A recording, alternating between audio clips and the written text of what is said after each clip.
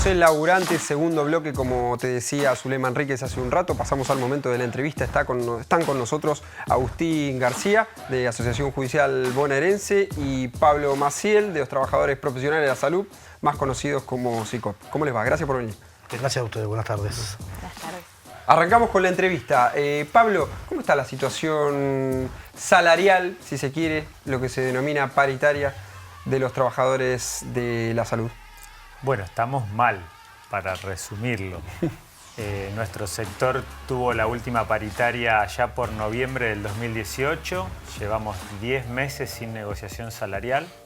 En este periodo el gobierno ha ejecutado pequeños aumentos en forma unilateral, trasladando el acuerdo de la paritaria estatal general de la 10.430, que en nuestro caso impacta solo en el básico, por lo tanto estamos con un atraso significativo que nos está provocando enormes problemas a la hora de conseguir profesionales que se quieran incorporar al sector.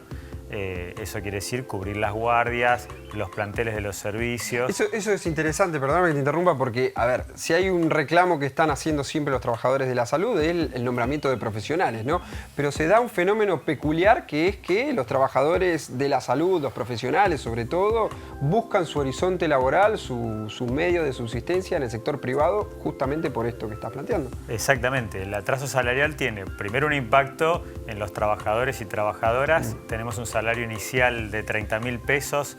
La canasta básica hoy está en 30.300 pesos y claramente no es competitivo a la hora de disputar con el subsector privado o la capital federal, y después tiene problemas graves para la población. Hoy llegar a una guardia en plena epidemia de enfermedades respiratorias y ver un cartel que no hay pediatra de guardia tiene que ver con esto, y la población lo está pagando muy caro, sobre todo en los sectores más vulnerables. Que son los principales usuarios del servicio público. Recordemos que también uno de los reclamos importantes no solamente es esto que uno ve inmediatamente, habla de paritaria, sueldo, sino también las condiciones en las que se trabajan y en las que se recibe también, ¿no? La atención al público. Recordamos la cantidad de denuncias de los trabajadores respecto de que no había luz y no había generadores, en qué condiciones atendían ante un corte de luz. Tuvimos hace muy pocos días en la ciudad de La Plata un importante apagón, y los hospitales, ahí recuerdo de varios hospitales públicos, ¿no? Como con el esfuerzo y con celulares atendiendo a los pacientes. ¿Cómo está esa situación edilicia de los hospitales públicos? Bueno, justamente desde SICOP planteamos la paritaria para discutir temas extrasalariales. Un tema grave hoy es infraestructura. La gestión de María Eugenia Vidal ha focalizado solamente el tema guardias. El sistema de salud público de la provincia es mucho más complejo que eso. Los grandes hospitales interzonales tienen entre 20, 30, 35 servicios, o sea, es una maquinaria muy compleja, ni hablar el primer nivel de atención, y hoy atravesamos condiciones de trabajo paupérrimas, que lo sufren los trabajadores, los usuarios, además de poner en riesgo la vida, ¿no?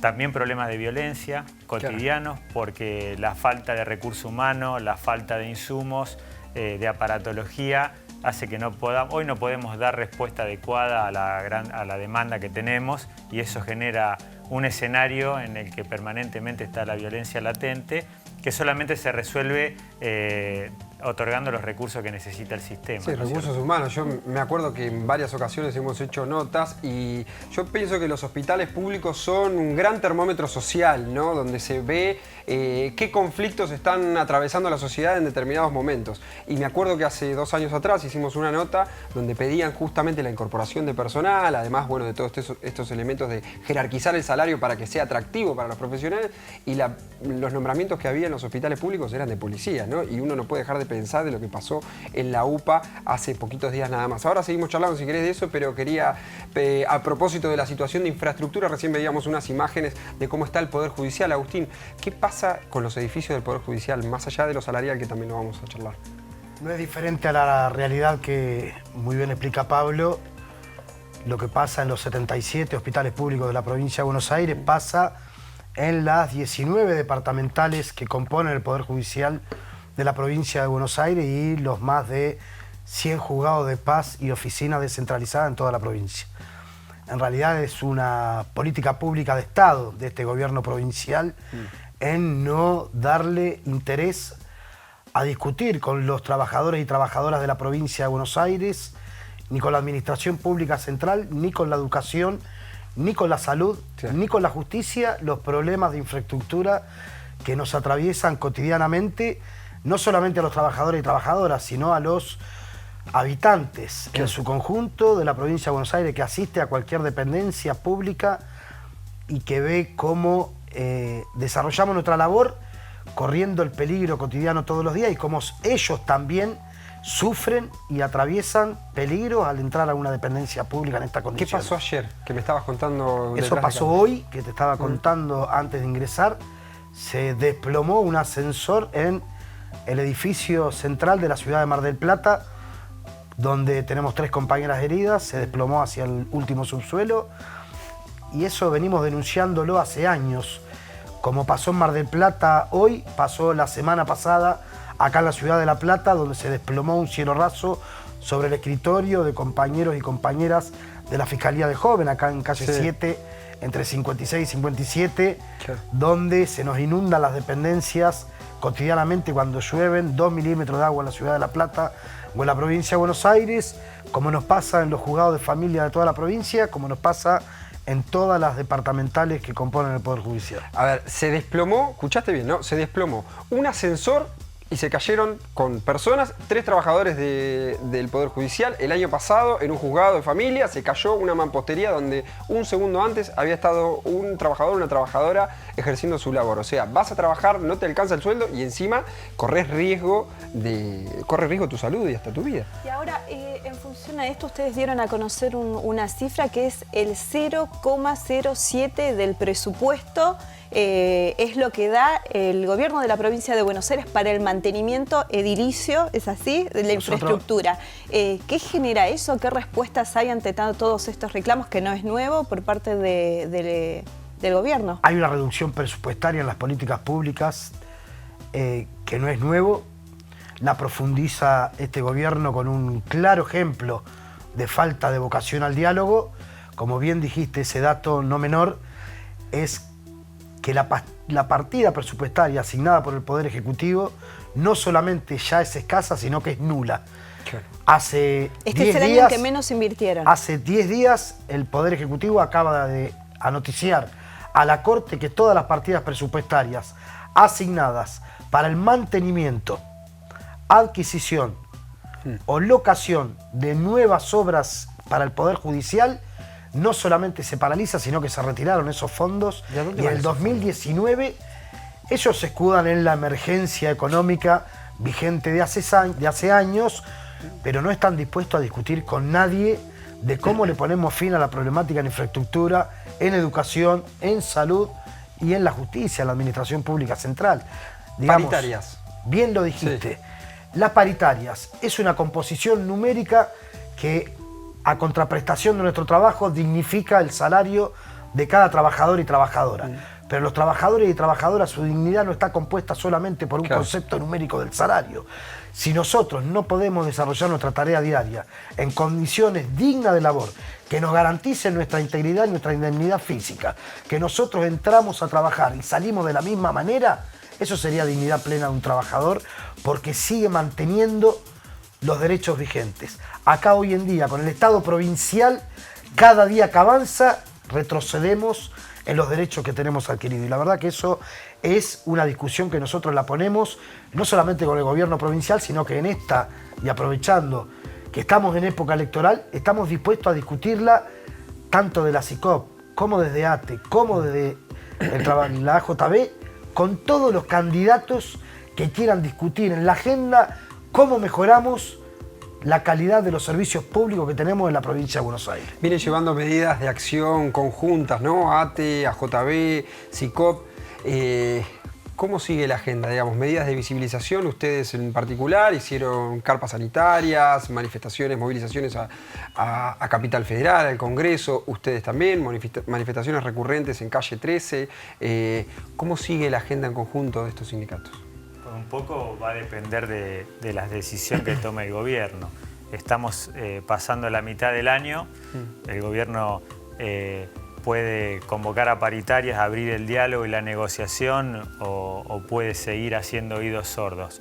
En los hospitales venimos haciendo 15 jornadas de paro, la última con la instalación de la carpa en conjunto con los compañeros judiciales y de ATE, y vamos a un congreso de delegados provincial el día 12 de julio, en el que claramente si no tenemos convocatoria y no tenemos negociación salarial, lo único que va a suceder es que se profundice el conflicto. El gobierno es quien está profundizando el conflicto en los hospitales. Esto es importante recalcarlo. La verdad es que hacer un paro en salud, hacer un paro en un hospital en plena época de enfermedades respiratorias muestra la gravedad de la situación. Hoy la verdad es que aunque vayamos a trabajar no contamos con el personal, con los recursos para poder asistir adecuadamente a la población. Nosotros claramente hemos tomado la decisión de no ser cómplices de este desmantelamiento del sistema público de salud, así que bueno, será el Congreso quien decida las próximas medidas. Agustín decía algo que me parecía interesante retomar y dar el pie, porque es un tema que nosotros queremos trabajar en lo que va del año, que tiene que ver con lo de los trabajadores de salud propiamente. Ustedes tuvieron un decreto firmado que establecía que el trabajo en los hospitales públicos era un trabajo insalubre, producto de las condiciones sociales. Bueno, vos hablabas de violencia, un poco de la situación vivida. ¿En qué está esa situación, ese decreto, y en qué está esa situación en la actualidad? Bueno, ese es un tema muy grueso en la discusión con el gobierno, porque desde hace 3 años y medio nosotros venimos recibiendo un descuento en materia previsional del 16%. En la actualidad era del 14%. El descuento es del 14%, exactamente. Era del 14%, desde hace casi 4 años es del 16%, pero el gobierno nos sigue jubilando por 14%. Acá se está dando una estafa hacia los profesionales de la salud, claro, que es inadmisible. El gobierno debe reglamentar para que se pueda implementar este decreto de desgaste laboral, que claro, tiene que ver con un reconocimiento del Estado del enorme desgaste que sufrimos quienes trabajamos en los hospitales y en los centros de salud. Esto está pendiente, el gobierno se comprometió en el año pasado en que era un tema para tratar en la próxima paritaria y lo tiene que resolver. Nosotros estamos planteando resolver esto políticamente en la mesa de negociación. Si no, este tema inevitablemente se va a terminar judicializando, porque acá hay miles de profesionales que se están jubilando y el gobierno les ha retenido de más y no lo está reconociendo. ¿Zule? Sí, pensaba también respecto, además de esto, ¿no?, que venimos hablando, no solamente de la infraestructura, no solamente de los salarios, las paritarias, sino que hay un montón de otras demandas que también son importantes y a veces esto excede. Y estoy pensando en el ámbito judicial, este reclamo histórico que vienen haciendo de otras dependencias, cómo los excede el trabajo, incluso de este proyecto de pensar una ciudad judicial.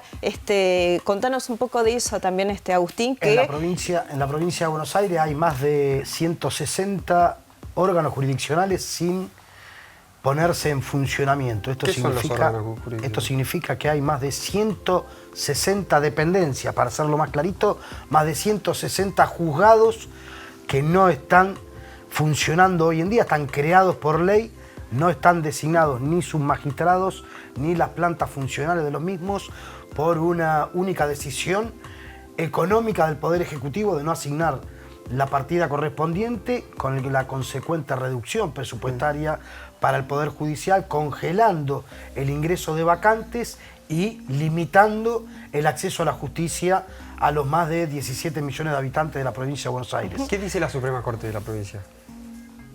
¿Quién? La máxima autoridad del Poder Judicial de la provincia de Buenos Aires.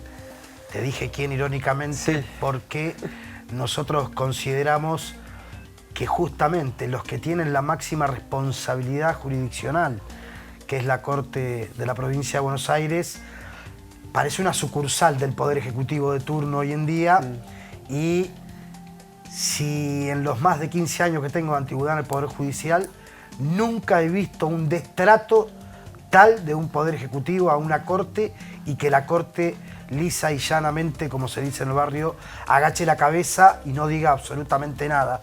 La verdad que personas que sentados en sus sillones de opulencia, cobrando más de 350.000 pesos, en vez de mantener silencio sepulcral, ser cómplices de un poder ejecutivo de turno, podrían ponerse en cabeza real del Poder Judicial, convocar a quienes somos los actores y actoras del Poder Judicial, al gobierno, al Ministerio de Justicia, y a ver cómo ponemos fin a la problemática que estamos atravesando en el Poder Judicial de la provincia de Buenos Aires. 350.000 pesos, Sí. Vos escuchaste, o sea, Y me quedo corto. 350.000 pesos. Yo creo que ni lo que gano en todo el año como monotributista, no puedo, no junto esa plata ni de casualidad. 350.000 pesos. Como lo escuchaste.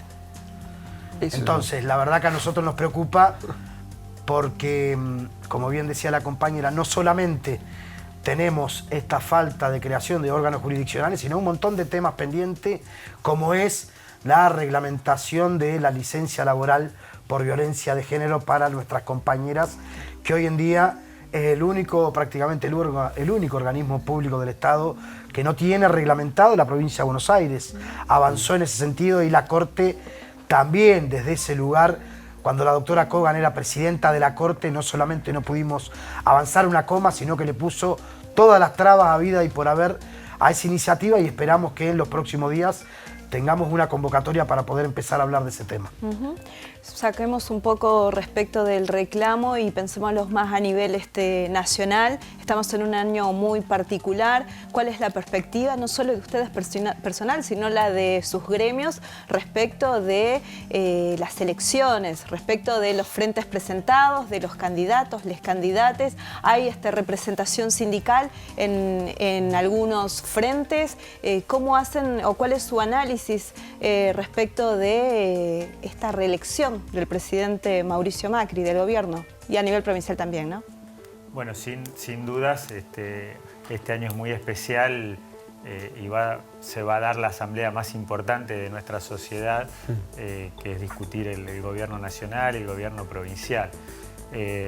Por supuesto que en nuestro gremio, como en todos, hay gente que va a votar de diferente manera. Nosotros somos muy respetuosos de eso, pero sí, como decía Agustín, estamos decididos a dar fuertemente el debate para que la salud pública, en nuestro caso, aparezca, como todas las políticas públicas, en la agenda, en la prioridad de los distintos candidatos. Claramente, durante todo este periodo, el caso de la salud pública ha sufrido un enorme retroceso. El desmantelamiento de los equipos de salud por la pérdida de recursos humanos va a llevar mucho tiempo, muchos años reconstruirlo, y esperemos que en este proceso la sociedad también involucre este tema, incorpore este tema al debate, que pareciera un tema difícil de incorporar en la agenda pública, ¿no es cierto? Agustín, ¿una reflexión de cara a las elecciones? Celebramos nuevamente un acto electoral, sí, como bienvenida es la democracia, pero vuelvo a reiterar la necesidad de nosotros el circo político lo dejamos para los compañeros y compañeras que les gusta la militancia política partidaria, pero nosotros necesitamos como representantes circunstanciales de trabajadoras y trabajadores que cada uno de esos candidatos y candidatas plasmen en su plataforma cuáles son las políticas públicas para el Estado provincial, municipal y nacional. Ver guerra de candidatos y candidatas, ver circo, politiquería barata, a nadie le gusta. A lo que nosotros queremos ver es discutir qué políticas públicas van a propiciar en su plataforma política. Me parece necesario para toda la sociedad y, como bien dijo Pablo, este gobierno ha deteriorado gran parte de lo que tenía como sociedad la provincia de Buenos Aires, y esperemos que cambie realmente para bien y no que profundice en este ajuste que estamos atravesando. Muchísimas gracias, Agustín. Muchísimas gracias, Pablo. Gracias Las a ustedes por la puertas invitación. de Laburantes están abiertas para ustedes. Y bueno, como escuchaste, muchísima información y todavía nos queda el tercer bloque. No te vayas porque tenemos un montón de notas más. Quédate en Laburantes.